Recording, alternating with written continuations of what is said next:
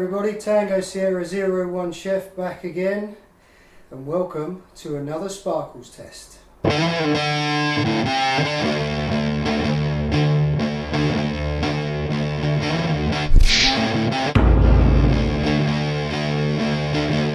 Hello everyone. So, if you've been following Sasquatch for any length of time, if you have ever asked a question on Facebook regarding CO2 pistols, you'll know what our preference is. We love the Cybergun railgun, the 1911 style. It is just such a brilliant pistol. Once you have a little fettle with a hop, this thing goes for miles. It is so simple. It's a very, very simple bit of kit. It's got a lovely weight to it. But we're not here to talk about this today. If you saw our review of Battlezone AIrsoft, of the actual shop itself, you'll know that unfortunately we have managed to sell out Gordon's entire inventory of these. You can still get hold of them, so if you're desperate for this particular type of pistol, the price has gone up a little bit, so please be aware of that. But it is a fantastic pistol, so I would wholeheartedly say give Gordon a shout, get him to source one for you. They're an absolutely brilliant piece of kit. But what we are going to be looking at today is a very, very similar pistol. And we're going to be doing some gameplay with this as well. Unfortunately, we won't be having Sparkles with us. We do, however, have one of Sasquatch. He's going off to university. He's going to go and get one of these educations. So, tomorrow we will be shooting him a fair bit. So, Gordon decided this would be a good opportunity to give one of these a try. This is the ASG Dan Wesson Valor. It is a 1911 style pistol. It is CO2. It is very, very similar to the railguns. So if you wanted to go into Battlezone and pick up something, you didn't want to wait for it to be ordered, these are very, very similar. So let's have a look. So as you can see, inside the box we have the instructions. The instructions that everybody always reads all the time. You've got the weapon itself, you've got the riff itself. In its plastic, we'll get that out in a moment. Under here, sneaky, is a bag of obviously massively high quality BBs. Being as this is from ASG, I would hope that these were ASG BBs, but you can never can tell. And the Allen key. This Allen key is for putting the CO2 bulb into the magazine.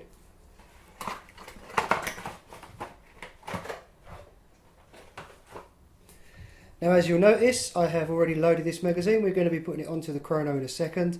It is one of those 1911 CO2 magazine that is kind of that, not quite side by side. But we do get 1, 2, 3, 4, 5, 6, 7, 8, 9, 10, 11, 12, 13, 14, 15, 16 BBs into this. If you was to compress that spring down a little bit more, you might get another 1 or 2 in.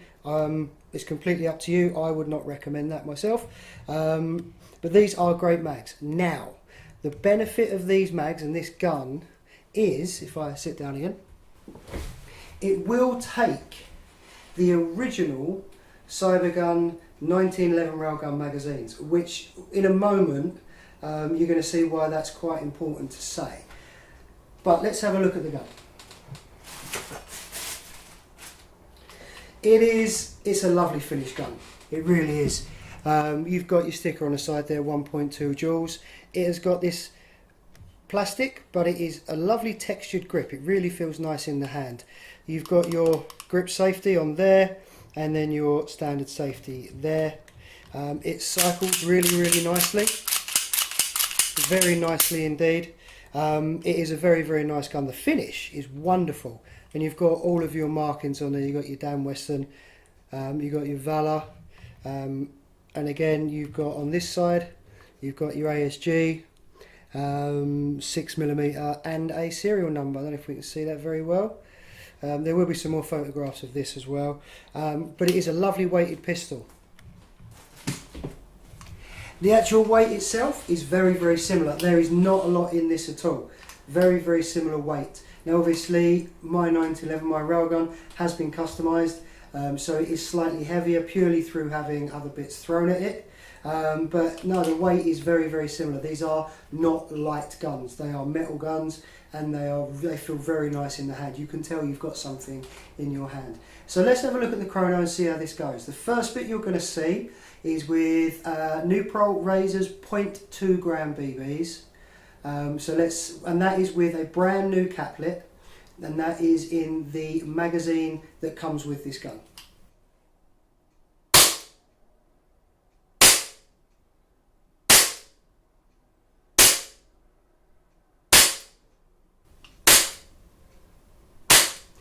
So that's getting a little bit hot, as you can see there, ranging anywhere from 360, but it does drop below 350. So you might get away with it on your local field. I'm not going to guarantee that you will in any way, shape or form.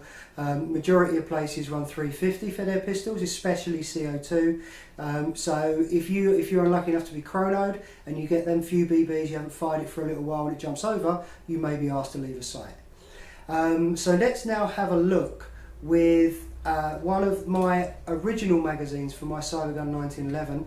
This is over a year old now, so everything's bedded in. There's plenty of lube on this, plenty of silicone, the O-rings have bedded in, all the valves have bedded in, so let's see if we can see the difference. So straight away we can see a difference. It's exactly the same BBs, so because this gun will take both magazines, I can test it this way. It is sitting, I mean there is a little bit of fluctuation there, that could be the way that I'm holding the gun in front of the chrono. So we've got right the way down to 300, up to 320, 330. But the important thing to remember, the reason I'm doing this test, is to show you that even with a new caplet, and both magazines had brand new couplets, both magazines had 0.2 gram New Pro Razor BBs, it will come down once everything's bedded in. So as long as you put a decent few rounds through your magazines, it will come down. And this was exactly the same when we had the Cybergun magazines.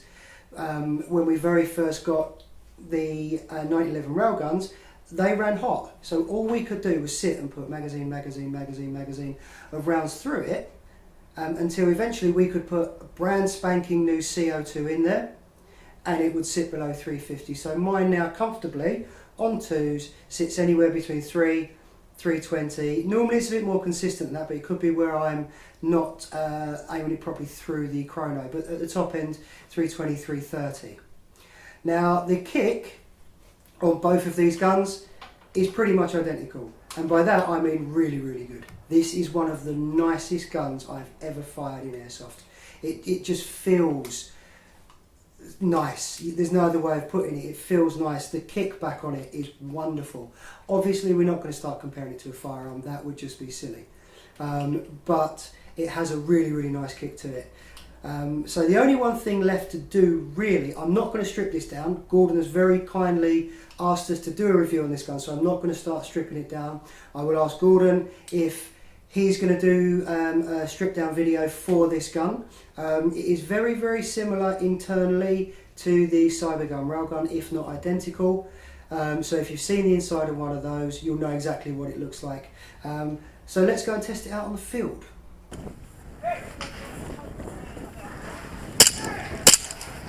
Right in the bottle.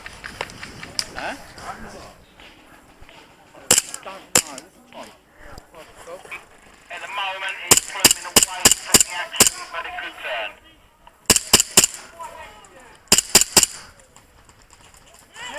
Got you. You're in a village, Steve, that gas, if you've got eyes on. Yeah, it's nowhere near us. It's just reached the, what I call the camo then with the oil drums all in, but it's not really nothing when it's getting here. That.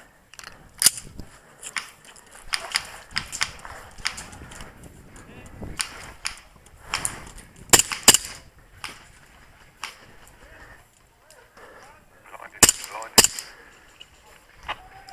Got you as well.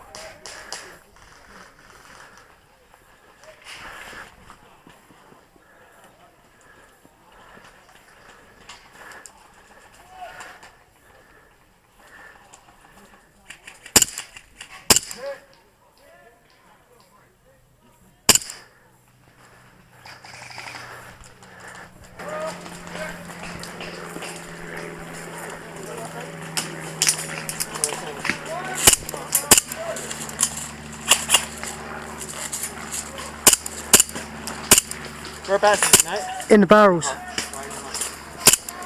We need people to move. Go on, mate. Watch out, there's a dead player. Oh, you actually took it off? Yeah.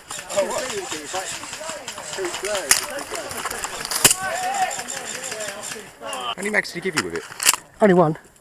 It's Oh, one you that had came one in the spare. box. These are exactly the same as. Oh my god. Oh my god. Yeah. It's got really good range, Yeah. really nice kick to it. And I'll tell you what, mate, I can't fault it. I really can't. For an ASG as well, very surprised, but it has done really well. Yeah. Really good gun. Okay, so as you can see there, we had some great fun with this gun. Really, really brilliant, lovely gameplay. Brand new out the box, the range was surprisingly good. When we took it down to the chronoing area and then just past that at Airsoft Plantation, we were getting really good range out of it. The hop could have done with a little bit more tweaking. There was plenty more play on that, so we could have done with a little bit more tweaking on the hop just to get that perfect. Again, the kick during gameplay was wonderful. Exactly the same as my 1911. They are very, very comparable. We were running 0.3 TIppmann BB in these. If you were watching our videos back from the National Airsoft Festival, TIppmann gave us a big marquee and those kind of bits and pieces just to keep us dry. We were having a barbecue. But one thing we were doing is we were testing more of their BBs. We have already done a video on their BBs and found them to be very, very good. On this occasion, we had lots more weights, 3.2s, 2.8s, 3s, 2.5s, and also the 3 Bio BBs. And they were fantastic, absolutely fantastic. I was running them in my TIppmann today, whilst having the Dan Wesson, the ASG Dan Wesson as my sidearm, and they worked flawlessly, absolutely no problems at all.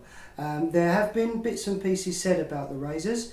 I haven't personally experienced it, but I have seen a barrel that has a lot of scuff marks and a lot of debris within it from the BBs, but as I say, I've not seen that personally, but on Gordon's recommendation, we did start using the TIppmann BBs, starting from the National Airsoft Festival weekend.